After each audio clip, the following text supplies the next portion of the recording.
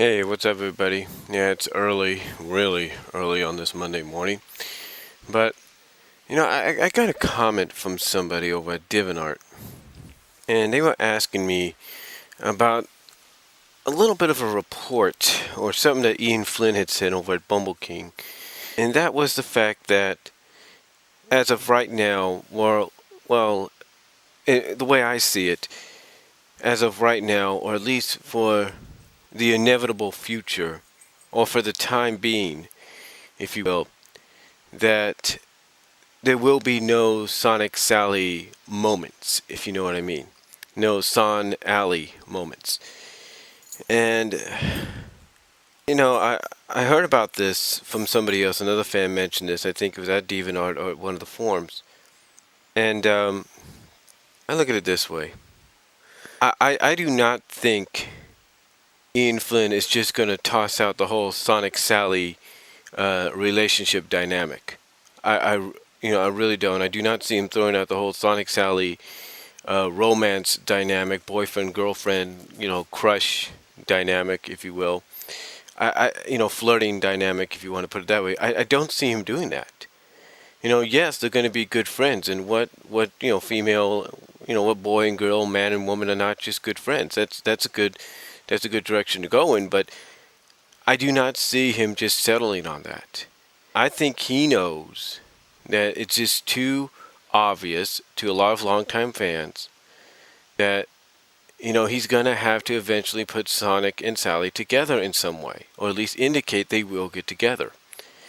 Now, from what I understand, the reason for the fact that he's not going in that direction just yet, the reason he's kind of putting a stop to it for the time being, for until further notice, which I think is going to be coming real soon. I think we're gonna get Sonic and Sally together. Don't think we won't, because, like I said, Ian Flynn pretty much knows that they're too popular, and they're too popular, as characters, but also he knows that their pairing, the romantic pairing, is very popular with fans. Had to drink some Coke there. But he also knows the popularity is popular with fans. So, the popularity as a couple, I should say, is, very high with fans. So, I think he realizes that. But I think what it is the reason, from what I understand, is he doesn't want, I guess it's to avoid any kind of shipping wars. You know what?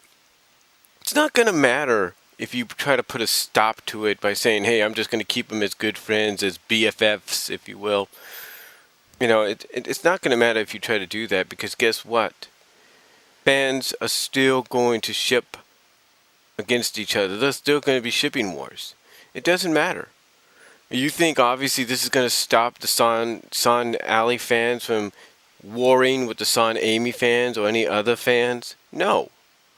I mean, look at Sonic Boom. It's coming out, and you've got a freaking female named Percy in this one. It's not going to start shipping Sonic Percy, or Son Ursi, if you will. Watch that catch on now, Son Ursi, against Son Amy. Who's not going to do that? Huh? I mean, honestly, when Sonic Boom becomes a reality in the next few weeks, who's not going to do that? If not already. Not going to do that. See, the thing is with Ian Flynn is he wants, I guess in his own way, he wants to do it. He wants to put Sonic with Sally, like he did before, but he wants it in a way that fans will be like, okay, we get it. Sonic and Sally are going to be a couple no matter what. They're going to have a relationship that's going to be kind of like an on and off deal, so okay, we get it. The relationship is for the comic, for the Sonic Hedgehog, Sonic Universe comics. Son Amy is for like the games and, anything that's not the comics and all that. So that's basically what I think that's basically the message he's trying to get across, is he wants fans to understand the fact that he wants that, he's even said it, because he's even said it himself. He's a supporter of this pairing, but I think what it is, like a lot of us fans that, you know, really in the middle, really neutral, if you will. I think in a sense as a writer, he's just like, screw this right now. If these guys don't want to accept the fact that Sonic and Sally are always going to end up together in the comics, then I'm not going to put Sonic and Sally together in the comics for the time being until they accept it. I think it's what's her name? I think Super Princess Daisy said it best in her favorite couples video. I think that's what it was. Favorite couples video, or a video she did about Sally or something. Basically, I think Super Daisy said it best. To paraphrase something she said was that it's kind of ridiculous that all this shipping, all this warring, if you will, is over the fact that the fandom want one fictional character in Sonic to be with one fictional character that's been seen more often in animated form, in comic book form, than the other in Sally Acorn. But yet, you have another side that wants Sonic with Amy because she's been seen more in the games and has more exposure than Sally. It's like, it's like, it's ridiculous. It's like, why can't you just accept the fact that the comics are going to be different than the games? Yes, the comics now are based more on reality, storyline-wise, with what's going on in the games, trying to tie in more with the games, but it's basically the fact that, Ian Flynn, to me, is just saying, look, I'm going to... Because this is the way... Because, again, I look at it just like his own way of saying enough's enough. If you guys are not going to, accept Sonic and Sally together without throwing a fit, like, little girls, little crybabies, then I'm not going to put Sonic and Sally together. Heck, I'm not even going to do Sonic and Amy together. Because, you can... you have, Amy saying, what's happened with my Sonic and all that. Yeah, in the recent issue in part 2 of Control, where she says, what's happened to my Sonic? Yeah, that's basically being close to the games. That's fine. Doesn't mean they're a pairing. Doesn't mean they're a couple. That has not been established yet. Excuse me. Again, though, that, like I said, that's not been established yet. And, I think in a sense Ian's just trying to cool things down until the time is right. It's kind of like in any other comic. Hold on for a second. Alright, I just had to adjust the mic there. But, it's just like in any other comic. Sometimes they'll break up a pairing for a while, have them do other things, have them remain good friends and all that. But, eventually the writer, the creative staff's going to get them back together. And, when they get them back together, it's actually more acceptable. It's more like, hey, this was built up to. This is, something that looks pretty good, looks pretty nice, we can accept it more. And I think maybe that in a sense that's like, perhaps that's one of the reasons he's doing this. It's like, okay, basically to me, it's like I said, Ian's getting sick and tired of this. And he's like, okay, you don't want to accept the fact that Sonic's going to be with Sally without, bitching a fit. Excuse my language, God. Excuse me. Please forgive me, Lord, for saying that. But, without bitching a fit, about, oh, he should be with Amy because, she's in the games and blah, blah, blah. Then fine, I'm not going to do it. And he has not indicated, that he's going to do, like I said, he's going to do Sonic and Amy. He's not indicated that. And again, like I said, I think, I think even Ian Flynn, if he's listening to this, will agree. I think even Ian Flynn will agree if he's listening to this. What are fans going to do when Percy is introduced in the cartoon, in the game, and in the comics? What are they going to do? What are they going to do? That's going to be the obvious question. What are they going to do when Percy is introduced? Excuse me there. And fans start wanting to do a shipping war, or not start a shipping war, but want to start shipping Son Ursi, basically Sonic Percy, instead of Sonic Amy, what are you going to do then? Huh? What are you going to do then? See, that's going to be the question.